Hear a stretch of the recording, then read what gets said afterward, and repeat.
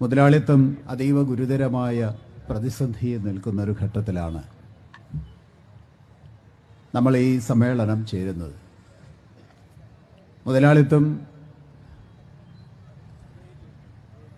ഏറ്റവും ഉയർന്ന തലത്തിൽ നിൽക്കുമ്പോൾ, സർവസുഗന്ധിയായി വസന്തം പോലെ നിൽക്കുന്ന കാലത്ത് അത് തകരും എന്ന് പറയുന്നത് മാർക്സും എംഗൽസുമാണ്. പലതവണ അത് യാഥാർത്ഥ്യമായി 19കളിലും 70കളിലും 2000-ലുമല്ല. ഇനി മുന്നോട്ട് പോകാൻ പറ്റാത്ത വിധത്തിൽ മുതലാളിത്തം തകർന്നിരിക്കുകയാണ്. ജോസഫ് സ്റ്റിഗ്ലിറ്റ്സ് പോലും അത് സാക്ഷ്യപ്പെടുത്തുകയാണ്.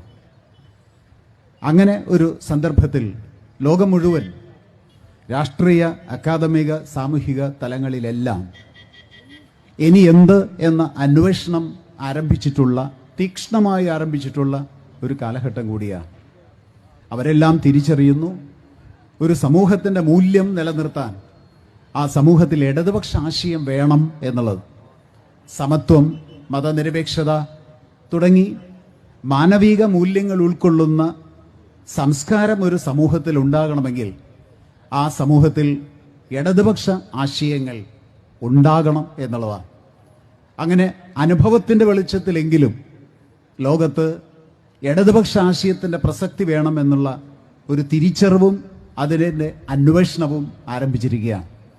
അതുകൊണ്ട് ഓരോ സമൂഹവും തിരിച്ചറിയേണ്ടത് ആ സമൂഹത്തിൻ്റെ മൂല്യങ്ങൾ നിലനിർത്താൻ അവിടെ കമ്മ്യൂണിസ്റ്റ് ആശയങ്ങൾ വളരണം, വികസിക്കണം എന്ന് തന്നെയാണ്. തങ്ങളുടെ ജീവിത പ്രശ്നങ്ങൾ പരിഹരിക്കപ്പെടാൻ, ജീവിതം അതുപോലെ തന്നെ സന്തോഷപ്രദമാകാൻ ആ സമൂഹത്തിൽ സമ്പത്തും റോഡും തോടും ഒക്കെ ആവശ്യമാണ് എന്നുള്ളതിനേക്കാൾ അപ്പുറം ആ സമൂഹത്തിൽ കമ്മ്യൂണിസ്റ്റ് ആശയങ്ങൾ ഉണ്ടാകണം എന്ന ഒരു ആശയവും ഉണ്ടാകണം. ആ തിരിച്ചറിവിലേക്ക് സമൂഹം വരികയാണ്. ഒറ്റ ചെറിയ ഉദാഹരണത്തിലൂടെ ഞാൻ നിർത്താം. നേരത്തെ ഉദ്ഘാടകൻ ഇവിടെ സൂചിപ്പിച്ച മണിപ്പൂർ, അത് കത്തിക്കൊണ്ടിരിക്കുകയാണ്. ഇന്ത്യയിലെ ഒരു ചെറിയ സംസ്ഥാനം. എല്ലാ സമ്പത്തും അവിടെയുണ്ട്. ഏത് മേഖല എടുത്തു നോക്കിയാലും സമ്പന്നമാണ് ആ സംസ്ഥാനം.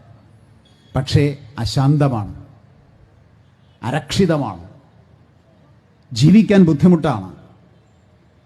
അവിടെ നിന്ന് പലായനം ചെയ്യാൻ പോലും ജനങ്ങൾ തയ്യാറാവുകയാണ്. ഒറ്റ കാരണം, അവിടെ മതനിരപേക്ഷ ഭരണകൂടമില്ല എന്നുള്ളത് തന്നെയാണ്. വേറൊന്നുമല്ല. അവിടെ സമ്പത്തില്ലാത്തതുകൊണ്ടല്ല, ജനങ്ങൾക്ക് ബുദ്ധിയില്ലാത്തതുകൊണ്ടല്ല, മനുഷ്യവിഭവം ഇല്ലാത്തതുകൊണ്ടല്ല, പ്രകൃതി വിഭവം ഇല്ലാത്തതുകൊണ്ടല്ല. ആ സംസ്ഥാനത്തുണ്ടാകുന്ന ഇന്നത്തെ ഏറ്റവും വലിയ അരക്ഷിതാവസ്ഥയ്ക്ക് കാരണം അവിടെയുള്ള ഭരണകൂടം മതനിരപേക്ഷമല്ല എന്നുള്ളത് തന്നെയാണ്. അതുകൊണ്ടാണ് സമൂഹം സ്വസ്ഥതയ്ക്കും ശാന്തതയ്ക്കും വേണ്ടി മതനിരപേക്ഷ സംസ്കാരം വേണം എന്ന് ചിന്തിക്കുന്നത്. ഇതാണ് എല്ലാവരുടെയും മനസ്സിലുണ്ടാകേണ്ട ചിന്ത. എൻ്റെ വിശ്വാസത്തിൻ്റെ ആധിപത്യമുണ്ടായാൽ ഇവിടെ സമാധാനമുണ്ടാവും എന്ന് കരുതുന്നത് തെറ്റാണ്. ഓരോ വിശ്വാസവും അവനവൻ്റെ തൃപ്തിക്കനുസരിച്ചും സന്തോഷത്തിനനുസരിച്ചും ജീവിതം മുഴുവൻ നിലനിൽക്കണമെങ്കിൽ അവിടെ വേണ്ടത് ആ വിശ്വാസത്തിൻ്റെ ആധിപത്യമല്ല, എല്ലാ വിശ്വാസങ്ങളെയും ഉൾക്കൊള്ളുന്ന മതനിരപേക്ഷതയാണ്. ഈ തിരിച്ചറിവിലേക്ക് പതുക്കെ പതുക്കെ ഇന്ത്യൻ സമൂഹം വന്നുകൊണ്ടിരിക്കുകയാണ്.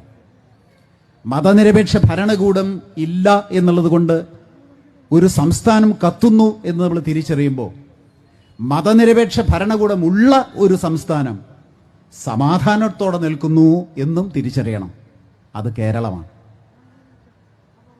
ഈ രീതിയിൽ വലതുപക്ഷ രാഷ്ട്രീയത്തിൻ്റെ സാമൂഹിക അവസ്ഥയും സാംസ്കാരിക അവസ്ഥയും ഇടതുപക്ഷ രാഷ്ട്രീയം നിറഞ്ഞു നിൽക്കുന്ന പ്രദേശത്തെ സാമൂഹിക അവസ്ഥയും താരതമ്യം ചെയ്തുകൊണ്ടിരിക്കുന്ന ഒരു കാലത്താണ് ഈ സമ്മേളനം നടക്കുന്നത്.